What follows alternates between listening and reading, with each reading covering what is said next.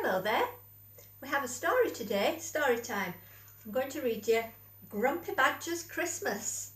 Now this story is written and illustrated by Paul Bright and Jane Chapman, and it is printed by Little Tiger Press Limited of London. Okay, let's begin. It was almost Christmas and the forest was a flurry of activity. The animals were bustling here and there, putting up the Christmas tree, wrapping presents, making tasty puddings and pies, while the young ones scampered about, squeaking with excitement. You see all that activity going on? Everyone was looking forward to Christmas. Well, almost everyone. Look closely in here. Can you see in the window there? Who's that? Grumpy Badger looked out of his window and scowled. "Happy Christmas!" shouted Squirrel. "Happy Christmas!" Pfft! He shouted back. "What piffle!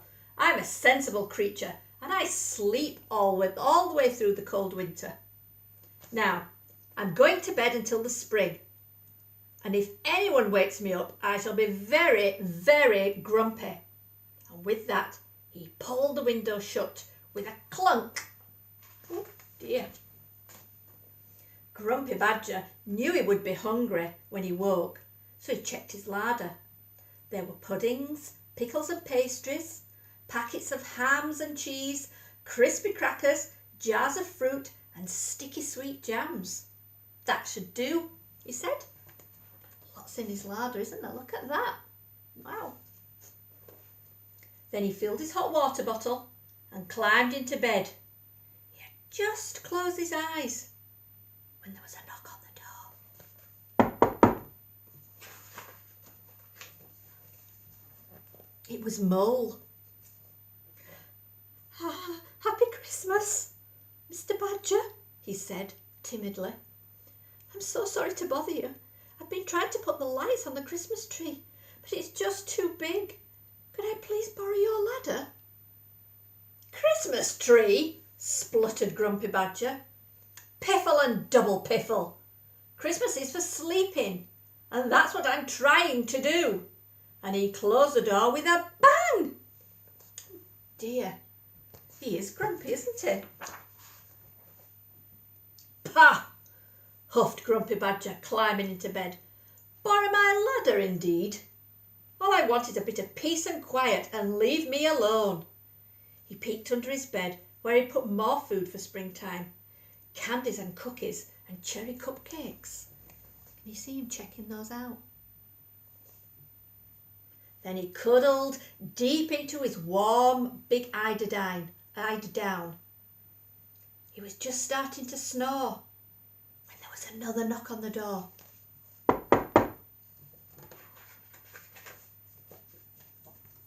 This time it was Squirrel. "Hello, Badger," he said cheerily. "I brought you a Christmas present." "Christmas present?" snorted Grumpy Badger. "Piffle and triple piffle! I don't like presents and I don't like Christmas. All I want is a little peace." And he shut the door with a crash. Oh, goodness, look. He's very grumpy indeed. Now Grumpy Badger was really grumpy. To cheer himself up, he thought about the bottles and bottles of homemade lemonade he had in the cellar. Then he laid down and closed his eyes. But he couldn't sleep. His head felt a little chilly, and suddenly there was a loud banging on the door. Oh, real loud. "Oh, what is it now?" Grumpy Badger sighed. He was about as tired and grumpy as a badger can be. "Oh, Badger," panted Rabbit. "Help! It's poor Mole. He's stuck at the top of the Christmas tree. Come quickly." Look, he looks very worried, does the rabbit.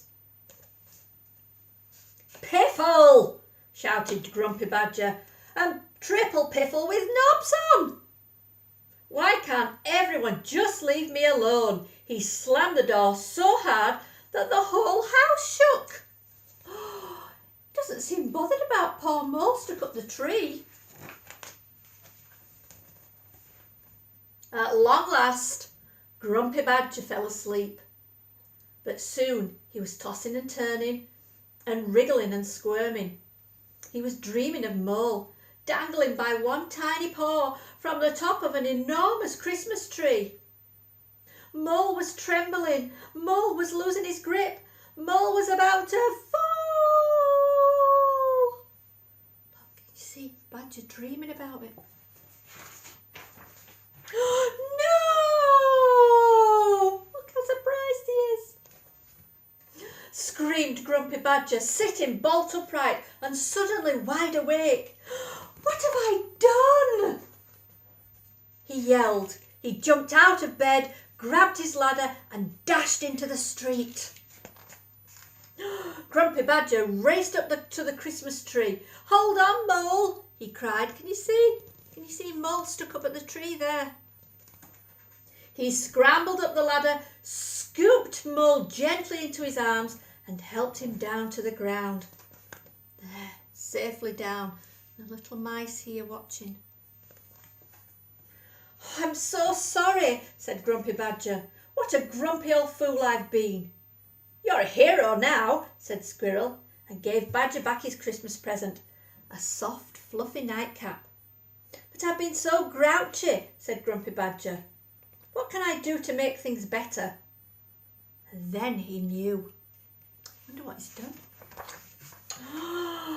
Look at this! Badger's Christmas party was the best ever.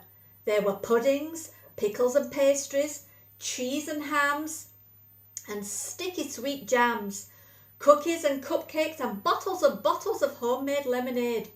They jigged and jived and joked and laughed late into the night. Can you see that? All the animals having some great fun here. Look. Happy Christmas, everybody, Badger cried.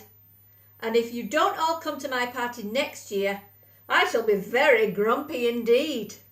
Doesn't look grumpy there though, and he's got his new nightcap on from Squirrel.